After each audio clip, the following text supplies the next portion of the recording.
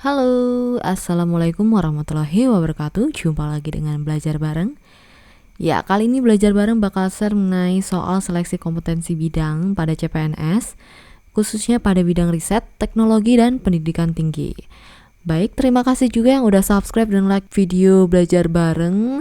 Semoga kalian lolos CPNS tahun ini, amin. Langsung saja ke soal nomor 1. Pedoman kerjasama di Kementerian Riset, Teknologi, dan Pendidikan Tinggi diatur melalui Peraturan Menteri yang diterbitkan pada tahun A. 2008, B. 2010, C. 2013, D. 2016, atau E. 2017. Ya, jawabannya adalah E. 2017. Peraturan Menteri Riset, Teknologi, dan Pendidikan Tinggi Republik Indonesia Nomor 4 Tahun 2017 mengatur tentang pedoman kerjasama di Kementerian Riset, Teknologi, dan Pendidikan Tinggi. 2. Berikut merupakan perguruan tinggi penyelenggara pendidikan vokasi dalam berbagai rumpun ilmu pengetahuan yang jika memenuhi syarat dapat menyelenggarakan pendidikan profesi, kecuali A. Institut, B. Akademi, C. Politeknik, D. Sekolah tinggi, atau E. Universitas. Ya, jawabannya adalah B, yaitu akademi. Akademi adalah perguruan tinggi yang menyelenggarakan pendidikan vokasi dalam satu atau beberapa cabang ilmu pengetahuan dan atau teknologi tertentu. Sedangkan untuk pilihan lainnya, yaitu ada universitas adalah perguruan tinggi yang menyelenggarakan pendidikan akademik dan dapat menyelenggarakan pendidikan vokasi dalam berbagai rumpun ilmu pengetahuan dan atau teknologi, dan jika memenuhi syarat, universitas dapat menyelenggarakan pendidikan profesi. Lanjutannya, institut adalah perguruan tinggi yang menyelenggarakan pendidikan akademik dan dapat menyelenggarakan pendidikan vokasi dalam sejumlah rumpun ilmu pengetahuan dan atau teknologi tertentu, dan jika memenuhi syarat, institut ini dapat menyelenggarakan pendidikan profesi. Selanjutnya adalah sekolah tinggi, adalah perguruan tinggi yang menyelenggarakan pendidikan akademik dan dapat menyelenggarakan pendidikan vokasi dalam satu rumpun ilmu pengetahuan dan atau teknologi tertentu, dan jika memenuhi syarat, sekolah tinggi dapat menyelenggarakan pendidikan profesi. Selanjutnya, politeknik adalah perguruan tinggi yang menyelenggarakan pendidikan vokasi dalam berbagai rumpun ilmu pengetahuan dan atau teknologi, dan jika memenuhi syarat, politeknik dapat menyelenggarakan pendidikan profesi juga. Selanjutnya adalah nomor 3, pengakuan capaian pembelajaran untuk melanjutkan pendidikan formal ditetapkan oleh A. Menteri, B. Direktur Jenderal, C. Perguruan tinggi, D. Lembaga akreditasi, atau E. Pemberi sertifikat. Ya, jawabannya adalah C, yaitu perguruan tinggi. Pengakuan capaian pembelajaran untuk melanjutkan pendidikan formal ditetapkan oleh perguruan tinggi. 4. Sertifikat pendidik untuk dosen diberikan setelah memiliki pengalaman kerja sebagai pendidik pada perguruan tinggi selama A. 1 semester, B. 1 tahun, C. 2 tahun, D. 4 tahun, atau E. 5 tahun. Ya, jawabannya adalah C, yaitu 2 tahun. Sertifikat pendidik untuk dosen diberikan setelah memiliki pengalaman kerja sebagai pendidik pada perguruan tinggi sekurang-kurangnya yaitu 2 tahun. 5. Undang-Undang Republik Indonesia yang mengatur tentang pendidikan tinggi dikeluarkan pada tahun A. 2007, B. 2008, C. 2010, D. 2012, atau E. 2014. Ya, jawabannya adalah D, yaitu 2012. Undang-Undang Republik Indonesia Nomor 12 Tahun 2012 mengatur tentang perguruan tinggi. Selanjutnya adalah nomor 6. Tanggung jawab Menteri atas penyelenggaraan pendidikan tinggi mencakup hal-hal berikut ini, kecuali A. Perencanaan, B. Pelaksanaan, C. Pengawasan, D. Pembinaan, atau E. Pengaturan. Ya, jawabannya adalah B. Pelaksanaan.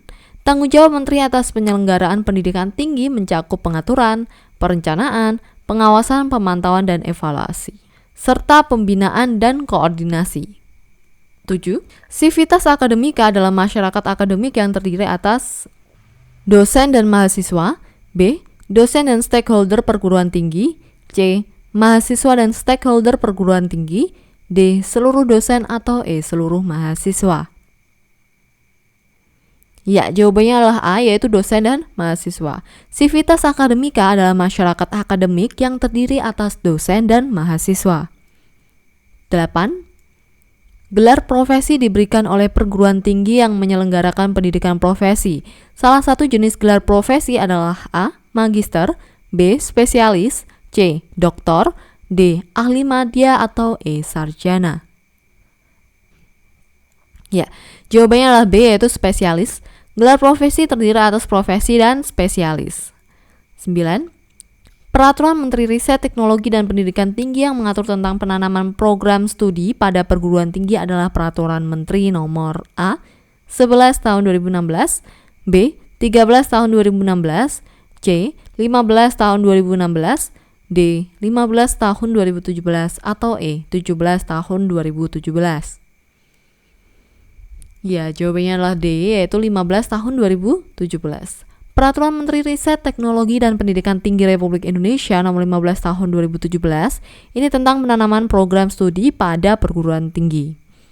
10. Batas usia pensiun untuk profesor yang berprestasi adalah A. 62 tahun, B. 65 tahun, C. 70 tahun, D. 72 tahun, atau E. 75 tahun. Ya, jawabannya adalah C, yaitu 70 tahun.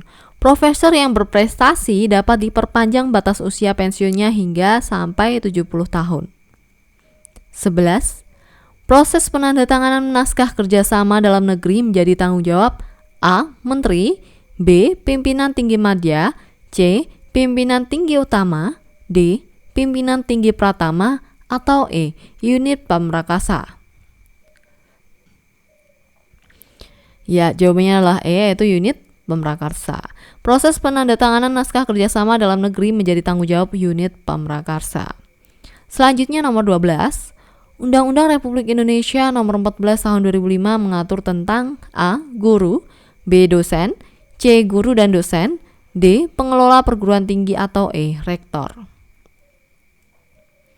Ya, jawabannya adalah C, yaitu guru dan dosen. Nah, Undang-Undang Republik Indonesia Nomor 14 Tahun 2005 itu tentang guru dan dosen. Nomor 13, dalam susunan organisasi Kementerian Riset, Teknologi, dan Pendidikan Tinggi terdapat Direktorat Jenderal berikut kecuali A. Direktorat Jenderal Relevansi dan Produktivitas, B. Direktorat Jenderal Pembelajaran dan Kemahasiswaan, C. Direktorat Jenderal Kelembagaan Ilmu Pengetahuan, Teknologi, dan Pendidikan Tinggi, D. Direktorat Jenderal Sumber Daya Ilmu Pengetahuan, Teknologi, dan Pendidikan Tinggi, atau E. Direktorat Jenderal Pengetahuan Riset dan Pengembangan. Ya, jawabannya adalah A, yaitu Direktorat Jenderal Relevansi dan Produktivitas. Direktorat Jenderal dalam susunan organisasi Kementerian Riset, Teknologi, dan Pendidikan Tinggi adalah Direktorat Jenderal Pembelajaran dan Kemahasiswaan, Direktorat Jenderal Kelembagaan Ilmu Pengetahuan, Teknologi, dan Pendidikan Tinggi, Direktorat Jenderal Sumber Daya Ilmu Pengetahuan, Teknologi, dan Pendidikan Tinggi, Direktorat Jenderal Penguatan Riset dan Pengembangan. Selanjutnya Direktorat Jenderal Penguatan Inovasi. Nomor 14, berikut merupakan bentuk-bentuk perguruan tinggi berdasarkan Undang-Undang Nomor 12 Tahun 2012 tentang Pendidikan Tinggi, kecuali A. Universitas, B. Pesantren, C. Institut, D. Akademi Komunitas, atau E. Politeknik. Ya, jawabannya adalah B, yaitu pesantren. Bentuk perguruan tinggi terdiri atas universitas, institut, sekolah tinggi, politeknik, akademi, dan akademi komunitas. 15. Otonomi pengelolaan perguruan tinggi meliputi otonomi di bidang akademik dan non-akademik. Yang termasuk dalam otonomi di bidang akademik adalah A. Organisasi, B. Kemahasiswaan, C. Keuangan, D. Pengabdian kepada masyarakat, atau E. Keilmuan. Ya, jawabannya adalah D. Pengabdian kepada masyarakat. Otonomi di bidang akademik meliputi penetapan norma dan kebijakan operasional serta pelaksanaan diantaranya pendidik, penelitian, pengabdian kepada masyarakat. 16.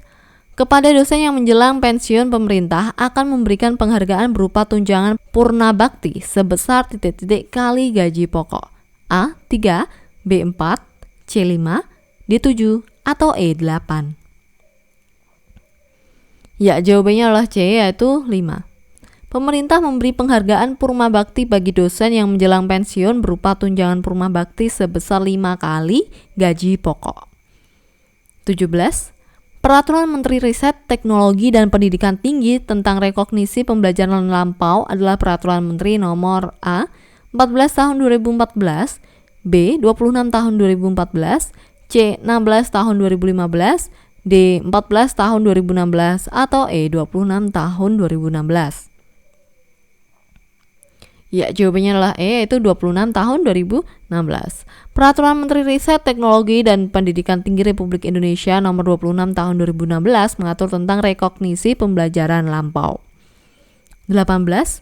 Tahapan pertama dari pengangkatan pemimpin perguruan tinggi negeri adalah A. Pembentukan panitia, B. Seleksi administrasi, C. Pengumuman penjaringan, D. Penjaringan bakal calon, atau E. Pemilihan calon.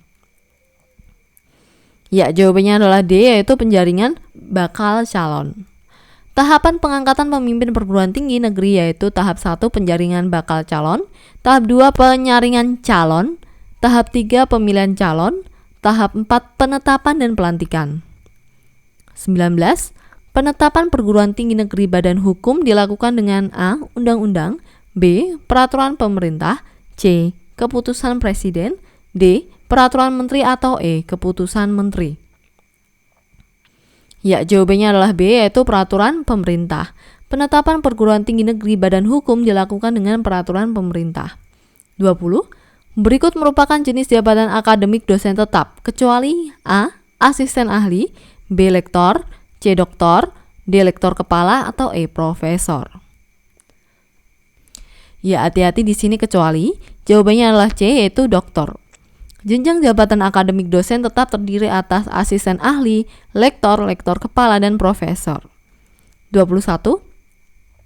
Peraturan Menteri Riset, Teknologi, dan Pendidikan Tinggi tentang pengangkatan dan pemberhentian pemimpin perguruan tinggi negeri adalah Peraturan Menteri nomor A. 21 tahun 2016, B. 27 tahun 2016, C. 11 tahun 2017, D. 14 tahun 2017, atau E. 19 tahun 2017.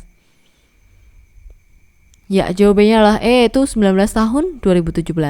Peraturan Menteri Riset, Teknologi, dan Pendidikan Tinggi Republik Indonesia nomor 19 tahun 2017 mengatur tentang pengangkatan dan pemberhentian pemimpin perguruan tinggi negeri. 22. Perguruan tinggi negeri wajib mencari dan menjaring calon mahasiswa yang memiliki potensi akademik tinggi tetapi kurang mampu secara ekonomi, dan calon mahasiswa dari daerah terdepan, terluar, dan tertinggal untuk diterima sedikitnya A. 5%, B 10%, C 20%, D 25%, atau E 30%.